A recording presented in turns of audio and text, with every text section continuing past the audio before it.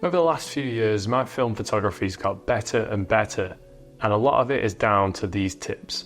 Luckily for you, you don't have to make the same mistakes that I made along the way, because I've put together these hacks and tips just for you. Anyway, I'm not going to waste any more of your time. These are 21 of my best film photography tips.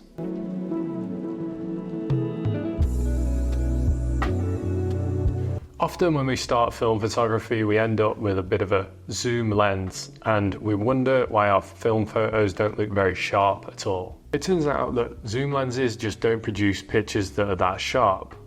What you need is a prime lens. A prime lens is a fixed focal length lens, so it's something like 28mm or 50mm. If you get a lens like this, it'll immediately make your pictures way sharper and way clearer. This is kind of a tip with a bit of a note. When I first started shooting film photography, I was mainly using Kodak Color Plus. And to be honest, I took some of my favorite shots ever with that film. So while I will say that you should shoot better film and it will give you better results, better film won't make you a better photographer. So technically, yes, your photos will look better if you use Kodak Portra 400 rather than Kodak Color Plus, but if you're taking photos of boring things or they're not very well composed, it isn't going to save your image. So yes, you can buy better film, but I would try and invest more time into your film photography first before worrying about the things that make up the small percentages.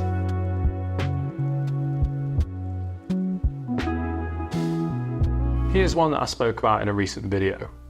I was speaking about how I'd shot a certain camera for like 5 years and it wasn't necessarily the best camera ever made, but it was the best camera for me.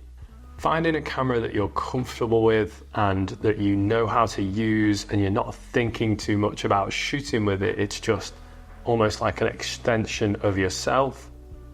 That's the path to taking the best photos that you can take. It's not about buying the most expensive or the most well-known camera ever. It's about finding a camera that you're comfortable with. Find the right camera for you and you'll take way better pictures.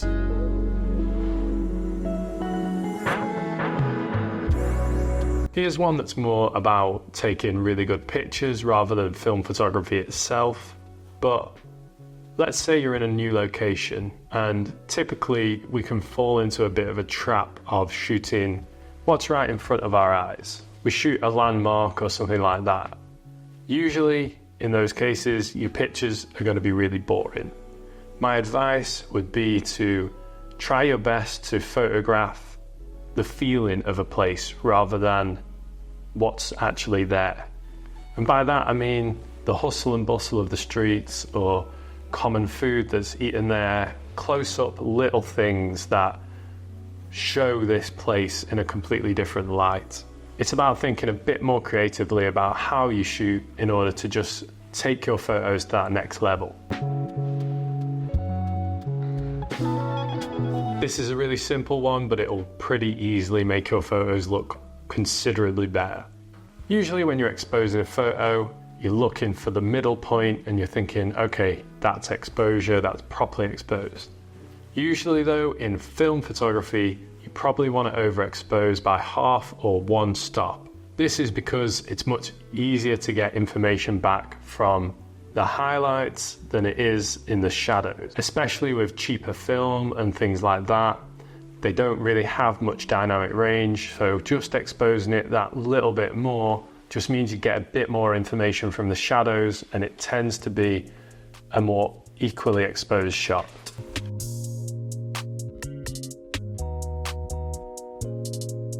There have been quite a few times where I've felt like I haven't really had anything specific to shoot, especially in lockdown. I really struggled with that. And a really fun exercise to do if you don't feel like you have a project at all is just look around your home and see how you can make a project there.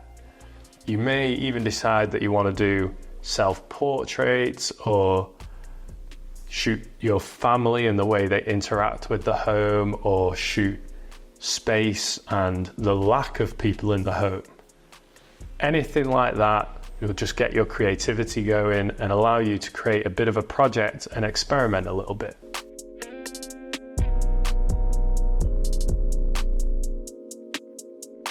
This is something that I wish I'd been told like 5 years ago, but here we are. You don't have to shoot everything at f1.8. You don't have to be wide open all the time in terms of aperture. Believe it or not, technically most lenses are sharpest around f8 and f10, this sort of area. I think it's called critical aperture or some shit like that. But aperture does a lot of different things. If you're shooting a landscape, then you might want it to be at f16 or f22 or something like that, so you're getting the most detail you possibly can from an image. You may be taking a wide shot, and in that sense you might want to be at f16 or so that you can capture the whole story that's going on. You know, it still might be a street shot or something like that, but having all that detail there really tells that story. Shooting at f1.8 is fine, but it's just using it at the right times. Over-reliance on that shallow depth of field will mean that you're not thinking about the other important things like creating depth through light and things like that. And that leads me on to shutter speeds.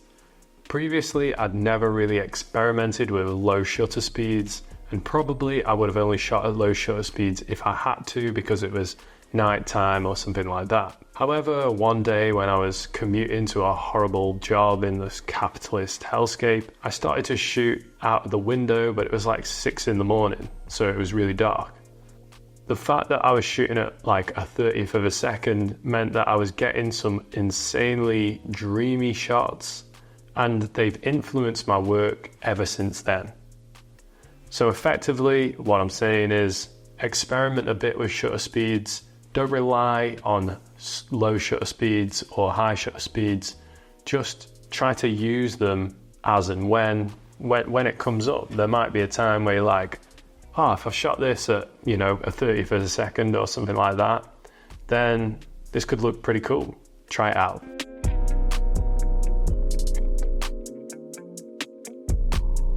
This is something that I've been doing for quite a while, and I really think it brings out like a total different element in a photo. If you're shooting street photography, I mean any kind of photography to be honest, you could be a landscape photographer. Often you might feel that your image is just missing something. And usually that something is a subject, a person, an animal, or a mode of transport, anything. But usually the picture would be brought to life by adding that thing into it. You can see with one or two of these images that without someone in them, without that sort of focal point, the picture would be pretty boring and I wouldn't really have liked it. So you can use subjects in the foreground or wherever in the image to show scale, but also as like a focal point and just a way of adding that extra element to an image and making it a bit more exciting. Here's something that can be really handy, especially since film photography is so expensive nowadays and it can be hard to kind of get into the zone. If you take some time to get a bit warmed up with your photography, then a good thing to try and do is get your phone camera out and just start framing things a little bit and sort of warm into your photography. Sometimes we just need that little bit of time to get into the swing of things, and taking your phone out and just taking a few pictures.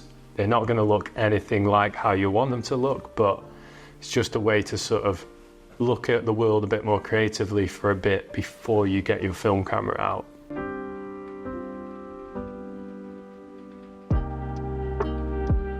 So I know I just spoke about using a subject maybe in the foreground or wherever in an image just to try and create sort of focal point, but you can also try and use the foreground to create more depth. Usually I would suggest either having something in your foreground that's slightly out of focus just to create a bit of a dreamy feel, but it also creates that feeling of depth.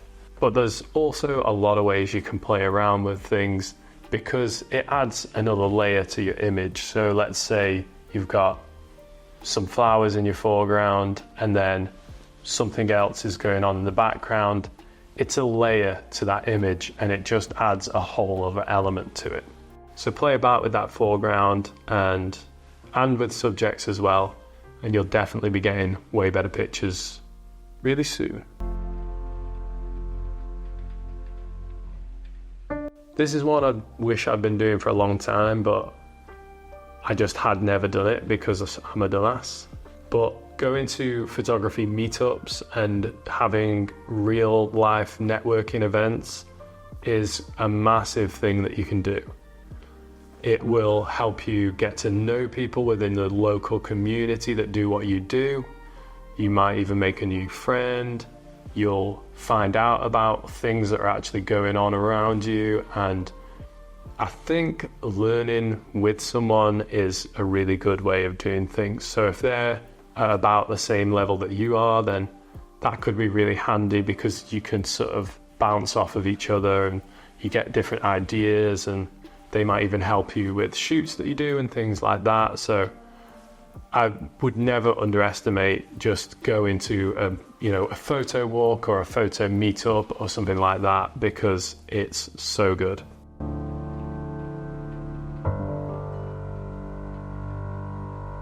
If you think these are too photography oriented, then I don't know, it's a balance of things, it's not just about film. Film is the tool and the photography is also important too. But a really handy tip to get cheaper film is to look around your local stores. Buying them online seems to be some of the most expensive ways that you can get film, whereas I've gone into shops in town where it's like £4 cheaper per roll. So that's a big saving, and stuff like that can be really helpful. This is something that I pretty much stand by as being one of the most important things in photography in general, but you've got to make it so you're always prepared to be able to take a photo. Now, I know we've all got different styles. If you're just a portrait photographer, then maybe this doesn't really apply to you, but if you're someone that wants to take documentary photos or street photos or something like that, then just having your camera to hand and being in that sort of mindset of I'm going to be taking photos all the time is one of the biggest things that you can do that will make sure that you get incredible photos. Generally what I do is I have like a sling bag that goes over my shoulder, and I can just fit my camera in that sling bag, so it's literally on my front like most of the time, and that just means you can literally just grab it out and use it whenever you want to. Don't know why I did like a gun sign then. It's not a gun, it's a camera. I can't tell you how many photos I've missed because I haven't had my camera with me, so avoid that by just making it so that your camera's easily accessible at all times, and you'll be able to take loads of really good shots because of that.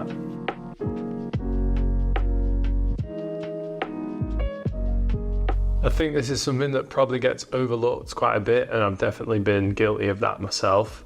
But buying and reading and looking at photo books is a brilliant way for you to keep expanding your photography style. As good as it can be sometimes when you're looking at things like Instagram, it's also kind of depressing, and a lot of the photos that do really well on there are nice photos, but they're not necessarily great photos. I'm not trying to diss people. There are some really good photographers on Instagram. What I mean is, like, great photos aren't necessarily nice to look at for most people. But in photo books, the photographer's been allowed to tell a story through this book, and they're able to put photos in there that they wouldn't normally share and things like that.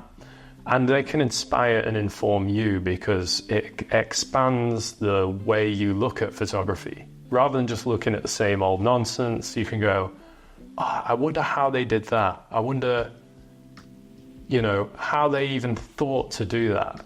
But they probably thought to do it because they also do the same thing, and they've seen another photographer's work and gone, oh, I loved how they did that. I'm probably going to use some of those techniques to try and do something similar myself. So that's something that you really shouldn't overlook. Look at photo books of brilliant photographers, people like, William Eggleston, and even if it's a new photographer, if you go to a store in town or whatever and you pick up a zine or something like that, it all helps you to get better. If you're shooting something like a portrait or an editorial thing or something that needs to be thought about a bit more, then you need to be planning your shoot. If you don't plan your shoot, then it's way too hard to think on your feet most of the time when you're actually out there shooting. It means you'll come away with lesser photos because you haven't got things to reference or poses for people to stand in or compositions that you've been thinking about before the shoot. You can use an app like Milanote or something like that, which you can pretty easily plan a shoot on. You can use Pinterest to make a bit of a collage of shots that you want to sort of use as inspiration. Basically, if you don't plan, you'll probably take shit photos. When I first started photography, I was taking my film to a high street lab.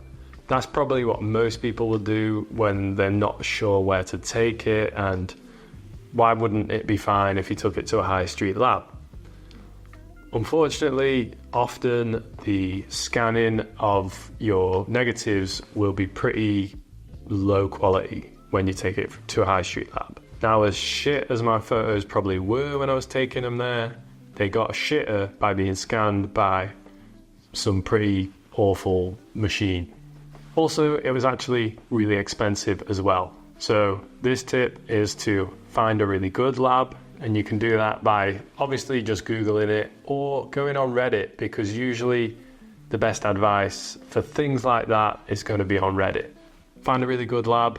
You'll probably find one that's cheaper than a high street lab anyway, and you then have a choice between small, medium, and high resolution film scans. And if you get high resolution, you'll get a really detailed and good shot from your scans. I've decided that this one just isn't controversial, and if you think it's controversial, I think that's just because you're stupid. I don't know. It's okay if you don't, but I think most of the time you should probably be editing your film photos. Usually, unless it's something like Cinestill 800T, your film scans are going to be pretty flat and they're sort of there to be edited. If you think when you get a digital file, it can be pretty flat and it's probably got its own color profile on it, it's there to be edited. The same is true when it comes to most film. I'm not saying that you have to go crazy with the editing. Usually just making small tweaks to the highlights and shadows and things like that can make a massive difference to how your photos look. Also, it kind of helps you to start making a bit of an identity, because your photos will have like almost a visual signature. This is something that's true in cinematography and photography and film photography and all different kinds of things, because it's just one of those things that's true. Soft light is usually pretty much the best light. And if you're not really sure what that means, it's usually diffused light, which if you think sunset and just after sunset, that's diffused light. So it's really soft and usually makes your skin look much better, and there's not any harsh shadows going over your face and looking all nasty. Often, if you're looking at a photo and thinking, why does this look so good in comparison to mine? It's probably because it was shot in soft light. So let's say it's 6 a.m. and the sun is just about to rise or just rising. That's like perfect soft light. Same goes for the evening as well. Now, that's not to say that you can't take a good photo in harsh light. Of course you can. It's just to say that generally soft light looks much better.